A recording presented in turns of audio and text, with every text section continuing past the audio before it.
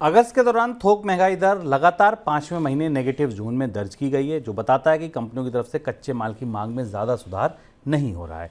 अगस्त में थोक महंगाई दर नेगेटिव 0.52% दर्ज की गई।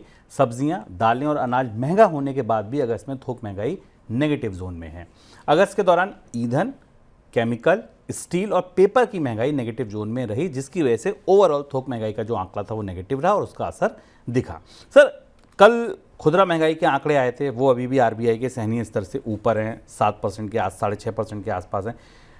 थोक महंगाई दक्षिण दिशा में, ये उत्तर दिशा में, ये अंतर विरोध क्यों? ये बड़ा डाइवर्जेंस है जो लगातार भारत में पिछले 3-4 महीनों में बना हुआ है। खुदरा महंगाई भारत में गरीब में आम लोगों की जेब काट की तस्वीर बता रही है, जबकि थोक महंगाई भारत में मांग की और अर्थव्यवस्था की सूचना दे रही है। और यही वो स्टैगफ्लेशन जैसा फिनोमेना है जो हमें दोनों महंगाई के डाइवर्जेंस में दिखता है। डब्ल्यूपीआई का अगस्त का आंकड़ा इसलिए महत्वपूर्ण है, इसका नेगेटिव जोन में जाना इसलिए महत्वपूर्ण है कि अगस्त के महीने में कच्चे माल की खरीद का संकेत उत्पादन और मांग के तौर पर लिया जाता है। और अब ये बता रहा है आंकड़ा कि बहुत सारे उत्पादों की मांग नहीं है बाजार में, इसलिए वहाँ डिफ्लेशन की स्थिति बनी हुई है। जबकि इसके ठीक विपरीत अगर आप देखें तो खाद्य महंगाई, जो कि खास तौर पर खुदरा महंगाई का सबसे बड़ा हिस्सा है, उसमें बढ़ोतरी दिखाई दे रही है। खुदरा महंगाई में एक जिक्र हम लोगों ने चर्चा में किया था कि खुदरा महंगाई में कोर इन्फ्लेशन कम हुई है, जो शायद थोक महंगाई से जुड़ती हुई दिखाई देती है। क्योंकि अब मैन्युफैक्चर प्रोडक्ट्स की कीमतों में भी मांग नहीं है, उनमें कमी दिखाई दे रही है।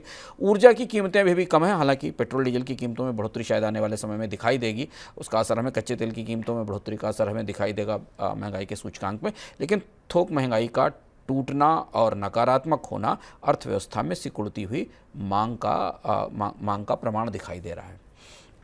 सर, इस बीच मेडिकल इन्फ्लेशन को लेकर भी कुछ आंकड़े आए, अस्पताल के, दवाइयों पे खर्च के, क्या कुछ ये बता रहे हैं? मेडिकल इन्फ्लेशन पर आमतौर पर चर्चा नहीं होती है, लेकिन अगर आप खुदरा महंगाई और थोक महंगाई के आंकड़ों को थोड़ा भीतर जाकर देखने की कोशिश करें तो फार्मास्यूटिकल की इन्फ्लेशन का आंकड़ा भी वहाँ दिखाई देता है। फार्मास्यूटिकल इन्फ्लेशन पिछले 2 साल से 3 साल से, कोविड के बाद से 14 से 15% और 20% के आसपास है। लेकिन जो आंकड़े हमें अस्पतालों के इकोनॉमिक रिजल्ट से या उनके आर्थिक नतीजों से मिले, वो बता रहे हैं कि भारत में पिछले 1 साल में अस्पतालों में खर्च काफ़ी तेज़ी से बढ़ा है और कॉस्ट ऑफ ट्रीटमेंट तेज़ी से बढ़ी है। आमतौर पर अस्पताल कंपनियां, जो हॉस्पिटल कंपनियां हैं, वो अपने राजस्व का आकलन 2 पैमानों पर करती हैं। एवरेज रेवेन्यू पर ऑपरेटिंग बेड, यानी प्रति बिस्तर कितना रेवेन्यू है, और एवरेज लेंथ ऑफ स्टे कितना है हॉस्पिटल में। ये 2 बड़े पैमाने हैं जिनके आधार पर कोई हॉस्पिटल कंपनी अपने लाभ की गणना करती है, और इन दोनों में सुधार दिखाई दिया है। Apollo hospital, Fortis health care, max, Kemps hospital, ये जो कंपनियां लिस्टेड हैं, इनके सबके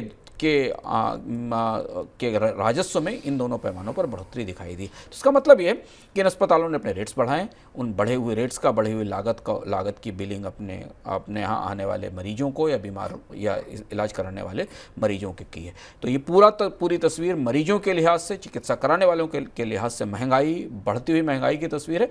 जबकि अगर आप हॉस्पिटल कंपनियों के शेयर खरीद रहे हैं तो उनकी बैलेंस शीट में इससे थोड़ी सी तरक्की दिखाई देती है।